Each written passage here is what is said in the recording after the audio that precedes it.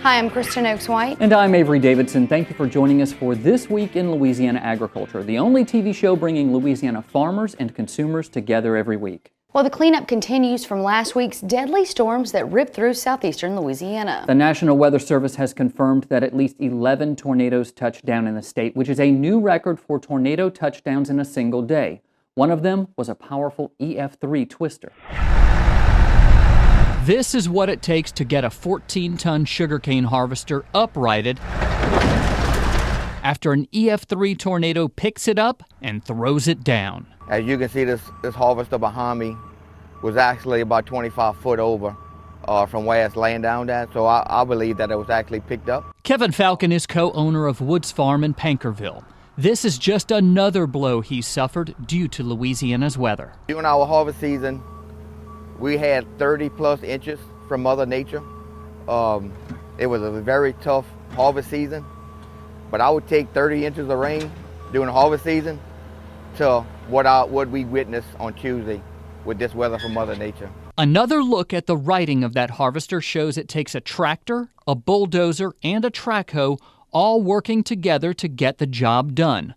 It's that kind of teamwork that is helping Falcon recover from all of this destruction. Just people texting you, offering you help, and some numbers I don't even recognize. It's just farmers from up and down this bayou that's just offering their help on anything they can do for you. The public, the parish, police jury, they all want to help when it's times like this. Falcon knows his farm was pretty much ground zero for this tornado. It looked like the main part of the tornado actually is about where we stand, and a few, obviously you can see the homes next to us are devastated. There's home across the bayou, the True Value. It's gonna be a while before this little corner, this intersection is back to normal. But I mean, I've said already, we farmers are resilient. People, this community is resilient. It's gonna get back to where it needs to be. Let's hope, let's be grateful. Nobody lost their life. And that's what it's all about, all this can be replaced. This man, Sidney Imfinger, is part of Falcon's team. He's the physical damage field supervisor for Louisiana Farm Bureau Insurance, and he's here fewer than 2 days after the storm. Well, I'm here because that's what we do. It's, when you have a claim, whether it's one piece of equipment or whether it's something major and big like this, we try to get out there and get it looked at as quick as possible. You think you always overinsured, and when you drive and see what we seen the last couple of days here, you never overinsured. With another turn, the camera catches another claim. Whether it's the source of all the rubble this bobcat is dragging, or one of the several tractors damaged by the swirling wind. I mean, every one of our tractors pretty much got the glasses blown out of them. And with all the new stuff, all the computers they have inside, we definitely concerned. Falcon knows Farm Bureau will take care of him because there's a real person on his farm giving him real service. And it's a person who understands agriculture firsthand. My family's in the farming industry. It's what we've done our whole lives. And it's what we do. Once these power crews are done righting poles, this water tower is again standing rather than flat against the earth, and the hardware store is open again. Falcon will get back to doing what it is he does, farming. You take a deep breath, you sit back and know that it's going to get done, with help, but you won't get your equipment back in shape because, work needs to be done. Governor John Bell Edwards has already issued a disaster declaration for the affected parishes. That opens the door for federal assistance. And speaking of assistance, I'd like to thank Carl Wiggers for going out and shooting that story for us. That way we can bring it to you. Well, the 1-cent sales tax, known as the clean penny, is out of the House and on its way to the Senate. That's the latest from the Louisiana legislative special session set to end on March 9th. Farmers and ranchers have been keeping a close eye on this tax increase. That's because exemptions, which apply to the other 4 cents of the state sales tax, would not apply to this 1-cent sales tax. However, the exclusions for agricultural inputs, feed, seed, fertilizer, and pesticides remain in place. Louisiana Farm Bureau Federation legislative specialist Joe Mapes says he and other agricultural leaders have been working closely with Governor John Bel Edwards and legislators to keep support for the state's farmers and ranchers. So far, we've been getting that support. That support's been there all along from this governor, from these legislators that are leading, like the author of the 1-cent sales tax piece of legislation, Katrina Jackson. We're working to make sure that agriculture is protected in every piece of legislation in this very short, very combustive special session. Mapes says that while that's good news for agriculture, the battle is far from over. So far, the House has only found funds to fill $700 million of the $900 million budget hole. That means the LSU Ag Center could still face major cuts this fiscal year. LSU Vice President for Agriculture, Dr. Bill Richardson, says he's counting on you to let your legislator know how important 4-H and your local county agent are to you. Well, I think it's been very helpful. We have a great relationship with Farm Bureau throughout the state. It is one of the preeminent farm organizations in the country and definitely very strong in the state of Louisiana. We're an agrarian state, so you would expect the chief advocate for agriculture to be very strong in the state, and we got great support with Mr. Anderson and the key Farm Bureau people throughout the state. We also got great commodity support. The different commodities sponsor us. They give us checkoff monies and other things from they invest their profits back into the research and extension programs. And so we have a great following among them, and we try to be very responsive to their needs. And so they're very concerned about the future of the research and extension programs that we're doing. And so I'm very encouraged. Legislators are very supportive. I think they're trying to do some things to help us out. It's easier when you got money when you don't have money.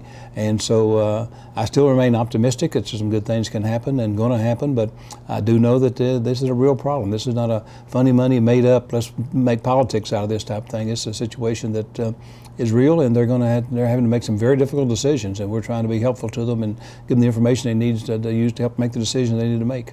For the remainder of the session, the most prominent piece of legislation, of course, is going to be the 1-cent sales tax. It's going to address a lot of this year's fiscal deficiencies in the state's budget.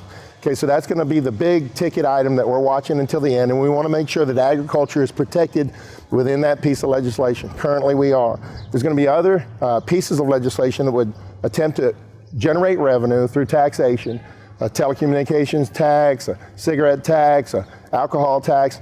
We don't know what's going to happen there, but we do know that they seem to be finding more revenue attached to the 1 penny increase than they originally perceived. So maybe when they find that, they're not going to pass. This legislature won't pass as many revenue-raising measures, but I don't have a crystal ball, Avery, and I'd hate to predict anything because I'd be wrong. The special legislative session is set to end on March 9th. The regular legislative session begins on March 14th. There's a big event going on right now in New Orleans. I'm talking about the annual Commodity Classic. It's technically a joint meeting of the National Corn Growers Association, the American Soybean Association, the National Association of Wheat Growers, the National Sorghum Producers, and the Association of Equipment Manufacturers. Try saying that 5 times fast. But it's really a chance for farmers to see the latest technology and talk about the issues impacting agriculture. USDA Secretary Tom Vilsack will be at the event, as will newly elected American Farm Bureau President Zippy Duval. The entire TWILA team will be in New Orleans for the Commodity Classic, and we'll be bringing you stories from the convention as well as from the city of New Orleans. We'll be doing our show from the convention center, so it's one you will not want to miss next week. According to Purdue University Extension, the number of grain bin entrapments last year across the country fell to the lowest level in a decade. Purdue reported only 24 confirmed entrapments last year, but of those, 14 were fatal. As TWILA's Carl Wiggers shows us, here at home, the Louisiana Farm Bureau Federation and Grant Parish first responders are taking steps to ensure our farmers don't become another statistic. No farmer ever wants to find themselves trapped in corn, especially inside of a grain bin. This dangerous possibility drew around 60 farmers, grain facility employees, and first responders to Colfax, Louisiana for training in grain bin safety. The program was led by John Hubbard, who is the Senior Safety Specialist for the Mississippi Farm Bureau Federation. At this event, attendees learned safety precautions to always take inside and around grain bins. After time in the makeshift classroom, farmers and first responders moved outside to get hands-on training in grain bin rescue situations. In every rescue event, having the proper tools available is the most important factor. Grant Parish Farm Bureau President Ryan Yerby learned that the closest rescue tube like this one is 90 miles from his farm. Knowing this, he worked hard to make sure farmers in central Louisiana would be ready if disaster struck. I felt that it would be a good idea with so many grain bins in central Louisiana, not just Grant Parish, but Grant, Rapides, and just the surrounding parishes, to kind of look and see what it would take to get one of these setups in a central location. That way, in case there was an emergency, it would be available for all the parishes around us. Yerby and the Grant Parish Farm Bureau acquired this rescue tube with the help of Pioneer Seed Company's Community Investment Program. Local communities, rural communities in the farming arena can apply for grants, 4-H, local fire departments, that kind of thing, to help out with access to funds to do safety events like this and do other things that benefit the community. With this equipment, farmers and first responders will be better equipped to handle emergency situations in grain bins. Volunteer firefighter Jeremy Parker got to experience the role of a victim as he was submerged in this grain bin. When you first got in, it felt very fluid. You started off, you could move. They only covered us to our waist, but within about 30 seconds of wiggling, I could barely just move my toes. And you can wiggle your feet, that's about it. To Parker, the new perspective he gained at this training will help him if he ever finds himself in a rescue situation inside of a grain bin. One of the rescuers that I had is a professional firefighter, and he's a rescue technician. He was really good. He voiced and told me everything that he was doing. It calmed me down, and then thinking about it from a victim's perspective, said, okay, I want to know what these guys are doing.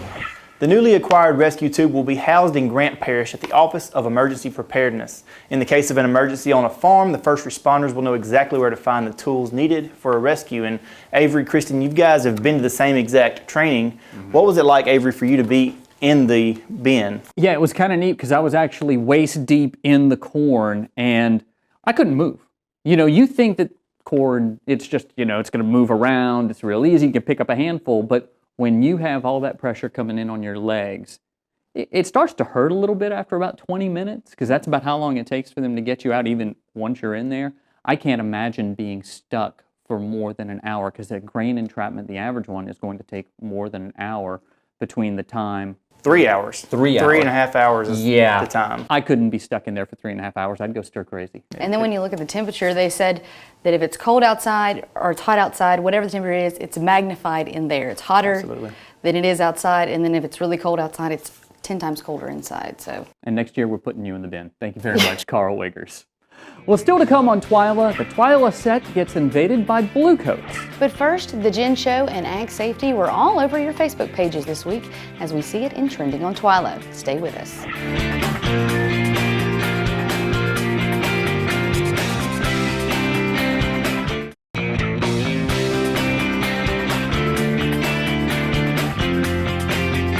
In this week's Trending on TWILA segment, we take you online to see what you're posting on social media. And this week, farm safety was a hot topic in the ag community on social media.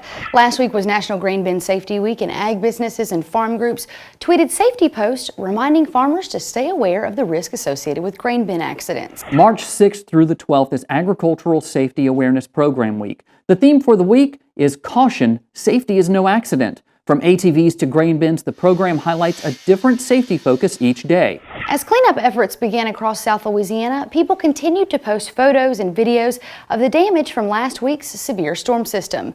This security video of the tornado that hit a hardware store in Paincourtville went viral online. The video shows a FedEx delivery driver trying to seek shelter inside the store as the tornado blew through. And remarkably, she escaped the storm unharmed. Luckily, she hid behind that vending machine. Well, lots of people were also talking about the 64th annual Mid-South Farm and Gin Show on social media. 17,000 people traveled to Memphis for the event to see the four-story trade show featuring the latest and greatest farm and tractor technology. From t-shirts, hats, bags, koozies, and cotton ball cookies, The Gin Show offered a little something for everyone there. Adrian Firestone posted, tractors, tools, big machines, and lots of crop discussions were in Farmer John's paradise. The Gin Show also featured several commodity outlook conferences, and AgFacts posted this article on their Facebook page, encouraging cotton farmers to hang in there and offered 7 points to keep in mind for the upcoming year. If you want to read that article or see more coverage from the 64th Annual Mid-South Farm and Gin Show, visit our website at twilatv.org, and we're going to have a great time over the Commodity Classic as well. That's another big show I think everybody's going to enjoy. 2 years ago, I went to the Gin Show, so I'm anxious to see how the two events compare with each other. I'll get your input.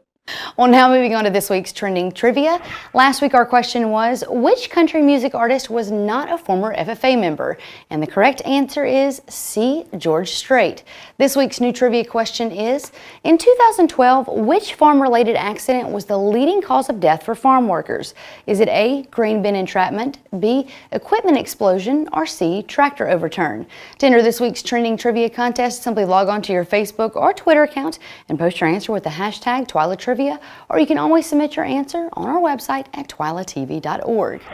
Well, this very set played host to the future of agriculture. Yeah, we were pleased to host the state officers for the Louisiana FFA organization. Also visiting was National FFA Secretary Nick Baker of Tennessee. These young people represent high schools all across the state and are the best of the best when it comes to what the FFA has to offer. This visit capped off a full tour of the Louisiana Farm Bureau Federation. Kristen and I have always commented on how well-spoken and intelligent these FFA students are, and soon you're going to get to see those skills firsthand. In the very near future, we're going to have FFA members contribute stories to TWILA, and they're going to stand right here on this set and tell you about what they learned while shooting their story and why they love agriculture. I think that this is going to be a great learning experience, not only for them, but for us as well. Well, I have no doubt that they will do an exceptional job because they do a great job at everything they do. They're great speakers, really good young people. Well, still to come on TWILA, when are we going to see beef prices go down at the grocery store? We get the bottom line from Neil Malawson. But first, how do radishes in the winter help Louisiana farmers? We uncover the secret next.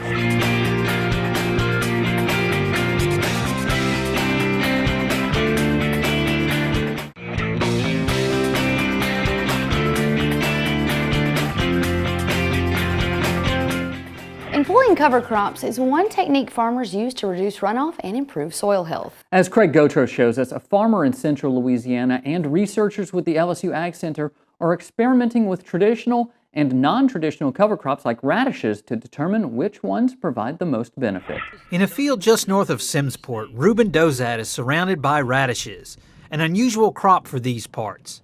Dozat has no intention of eating them, but is using the radishes as a cover crop to prevent his topsoil from escaping. After preparing the field for planting, Dozat is anxious to see the results of his experiment. They came up beautiful this year. The weather cooperated, and we just had a super year for the radish to grow. So I really am anxious to see what kind of corn crop we're going to have behind it. LSU Ag Center scientists are conducting research with the radishes along with other cover crops such as crimson clover, cereal rye, and winter wheat. I think farmers are really starting to understand the benefits of putting a cover out there. They can burn it down and plant into it in the spring, and sometimes they can get some of the nitrogen back that they wouldn't normally get. Using radishes as a cover crop is popular in the Midwest and is beneficial to soils that compact easily. The tuber produced by the radishes also helps with water retention. And it's to help break the hard pan if you have that type of soil where you have that problem, allows the water to percolate down in there, and eventually allows the plants, the crops that you plant, to be able to get access to that water. Last year, Dozat planted soybeans behind his radishes and saw no difference in yield. This finding did not deter him from planting them again because he believes that cover crops still provide a valuable benefit. If you don't hold the soil, it's going. It's going to go in the tributaries, and you're going to lose your topsoil, and eventually you won't have anything. Morgan says one factor in managing cover crops is coming up with recommendations to terminate the cover crop in a manner that will benefit farmers and not hamper future plantings. With the LSU Ag Center, this is Craig Gautreaux reporting. The radishes used as cover crops are not edible, and I'm told by Craig Gautreaux they have a rather distinctive odor similar to fish oil. That guarantees you won't want to eat them. And that face, 1,000 words right there, Kristen. Have nothing to respond to that. We've seen for the past year or so that prices for cattle have been coming down from their record highs. Prices for beef at the grocery store, though, have been slower to respond. Neil Melanson joins us for this week's Bottom Line. And Neil, for quite some time, I've been threatening you that you're going to have to find a new job if you don't give us better news for beef prices, and you're still here, and the prices are still through the roof. Well, no, the prices are better than last year, and as a bonus, they're expected to continue to be lower throughout the rest of 2016. But the bad news is that we are going to be a long, slow time for that, number one. Number two, we're coming down from record high prices, and the price drops that are occurring are not taking us back down to where we were prior to 2014 when the last big spike in prices occurred. If you'll remember, prices for beef as well as for cattle soared back then. We have to go back to cattle prices around that time because that's where our steak story begins. Calves going into feedlots were hitting prices never seen before, as high as $307 per hundredweight, which marked a $100 gain from the previous year. Even though prices came down from that precipice in 2015, the average price for calves was actually higher last year. Now, since that time, we've seen cattle prices decline, especially as we entered into this year. The USDA cattle prices are dropping 1.5% from December through January, and dropping almost 6% from 1 year ago. This is due to weaker than expected demand for beef exports, higher weight heifers providing more meat than expected, and slowing domestic sales. In other words, the prices for beef have finally started to impact consumer demand, and so we're seeing a small glut in meat products, especially even as fewer cows are going into feedlots. And so we're seeing a small glut in meat products even as fewer cows are going into feedlots. Now, I know it might be difficult to imagine how there's a glut in beef products right now, especially with fewer cattle around. That slower demand for beef is part of it. Meat can either be stored in freezers of meat packers or be on the hoof, if you will. And even though we have fewer cattle going into feedlots, the feedlots themselves are chock full of cattle and the packers just aren't buying it, literally. Frozen beef stands at about 518 million pounds as of January, which is up 1.2% from December and more than 5% above 1 year ago. And at the same time, cattle marketing, that's the sale of cattle to meat packers, was at 87% of where we were in 2015. That's the lowest monthly marketing since the USDA began measuring in 1996. So to sum it up, not as many cattle being sold to packers who then sell to the grocery stores, and a huge supply of beef in storage, which is putting pressure on those packers to get rid of it at increasingly cheaper prices. The bottom line is we're expecting a sharp drop in prices this year. One supply firm, in fact, is estimating the drop between 10 and 17%. Now, while the USDA is a bit more conservative than that. The issue, as I said at the start, is when you're coming down from record high prices, it isn't exactly great news, and we're just going to have to deal with those prices until we start seeing, I think as the year goes on, lower prices and it's starting to build momentum. I know that we've seen lower prices for corn and fuel. How is that going to impact anything, especially for our farmers? Well, especially for corn, it's helping our livestock producers suffer through some of these precipitous price drops. Oil, that's more on the consumer end because not so many cows are going into feedlots. So we have kind of that break right there. The feedlot to packers to consumers is where we have that big glut. We have a shortage of, the cows going into the feedlots. So, it's really kind of a split there. I think as time goes on, as we rebuild our national livestock herd, more cattle will go in and that chain will be a little more even. And also, I think Kristen will be a little happier. A little bit, maybe. Maybe? The bottom line here is this heifer would still like some better news from Neil Melanson. Not touching that one. No, we shouldn't. Well, that does it for this edition of TWILA. Be sure to join us next week when we'll bring you our show from New Orleans for the annual Commodity Classic. Until then, you can watch all of our stories online at twilatv.org and be sure to follow us on Facebook, Twitter, and Instagram. For all of us here at TWILA, thank you for joining us. We hope to see you again right here next week.